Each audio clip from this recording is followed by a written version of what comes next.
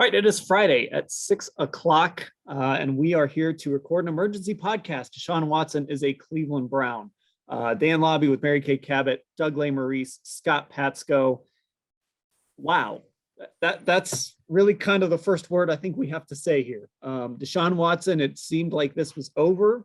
The Browns were out of the running, and now he will become a member of the Cleveland Browns. So I guess let's just start here, and there's a lot to get into, and let's just acknowledge off the top, this is complicated. We're kind of doing this off the cuff, so bear with us.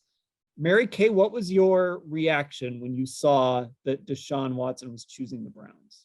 I was shocked. I mean, I was truly shocked. I had been working all day on a bunch of different things, like, the way that you do when you know that Baker Mayfield wants out and you're trying to figure out how that all went down, and just trying to just work the phones.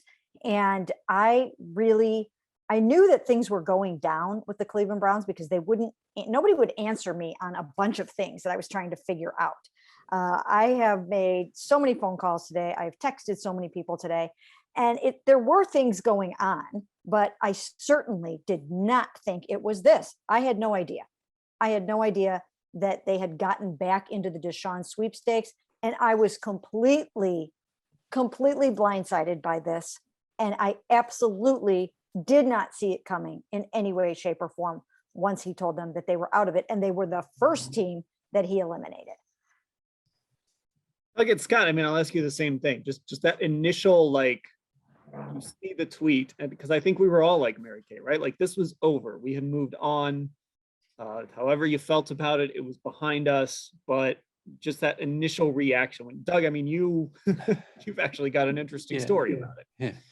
Yeah. My first thought was, is this real? Is this a real tweet? Is it a fake account? Because this would be like the biggest, worst way to get burned of all time, So once I realized it was real, it was very shocking. I think we had all kind of moved on. I mean, I emailed everybody on staff this morning, hey, what if it's Matt Ryan? Like, what if Deshaun Watson picks the Falcons? Maybe we should start talking about some storylines and ideas we want to pursue around Matt Ryan. Maybe he becomes available. And that all went out the window really quick. So yeah, just totally surprised. I think this maybe tracks with what we've been telling people about all the other aspects of free agency. Don't believe anything anybody tells you first few months of the year.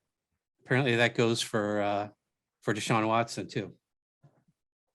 So I watched Ohio State play in the NCAA tournament at 12:15, and then they were going to play the winner. They're going to play the winner of Villanova, Delaware. So I was watching the Villanova, Delaware game, and I had been up late writing. I wrote a story for Friday morning talking to 6 female Browns fans about how they didn't want Deshaun Watson here. It's like, well, I still thought their voices should be heard, even though he wasn't coming. It's like they were disappointed the Browns even tried.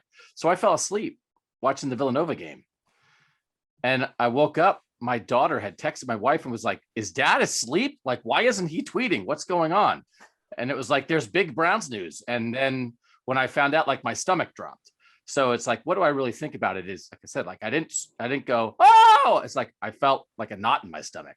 So at the very least, that's probably a knot of complication, right? That it's so chaotic and complicated. And what we've talked about before with the fans, it's going to divide the fan base again. But I also know, and we certainly are not pretending all Browns fans are against this. I know there are Browns fans who are celebrating today, and they should. You should be able to celebrate this. It's, on one hand, it's just football. And that's an okay way to view it. Absolutely. People don't need me to mansplain that. But having talked to these 6 women for the past 3 days, and talk to them about why they don't want it, why they love the Browns, but they hate the idea of the Browns chasing this guy who has 22 civil suits against him regarding sexual misconduct, and then realizing that for them, this came true. And they're representative of thousands and thousands of people who didn't want this, male and female, all races, all genders, all ages, in Cleveland and out of Cleveland. The people who didn't want this and thought, okay, it's not going to happen. And now it happened. That's a tough day, man. There are people today that are breaking up with their team. Not half the fan base, but at least a few. That's a tough day. So we need to talk about it. I mean, we need to get into it. And I don't think there's any other way to do it than just do it right off the top, because it's there. It's the story. Whenever we get to talk to the decision makers, this is what we're going to be asking them. There are 22 civil suits. There are 24 accusers. Deshaun Watson has admitted that there are more massage therapists who kind of vouched for him. So we're talking about using massage, like a huge number of massage therapists just in general, which is its own sort of disturbing angle to all of this. Mary Kay, I mean, how are the Browns, do you think, going to justify making this move, especially to the fan base, to women who have survived sexual assault? How are they going to justify this? I don't know. I mean, it is a really great question, and we don't know what their strategy is going to be yet. I'm guessing the fact that he has not been indicted on any criminal charges, that's when they got involved. That's when the other teams got involved. And I think that they felt that once the legal process, at least from a criminal standpoint, played out like that, that they felt comfortable with going after Deshaun Watson in such an enormous, enormous way. But obviously, it's not over yet. He still faces suspension by the NFL. I'm sure they're going to have to suspend him. So he probably will miss some games in 2022. And then, as you mentioned, there are going to be these 22 civil suits that, if he can settle them, I suppose. I mean, he just got a 5-year, $230 million guaranteed contract. So I'm sure that he can try to use some of that money to settle all or most of these civil suits and kind of make them go away. But this is an enormous part of his story, and the Browns are going to have a strategy. They've thought long and hard about this. They've been looking into Deshaun Watson for a long, long time.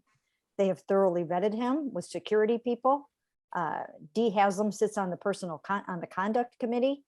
So they are not going into this without having thought long and hard about the ramifications, about the backlash, and about what this potentially could do to a large segment of their fan base and their perception, nationally and even, worldwide, really.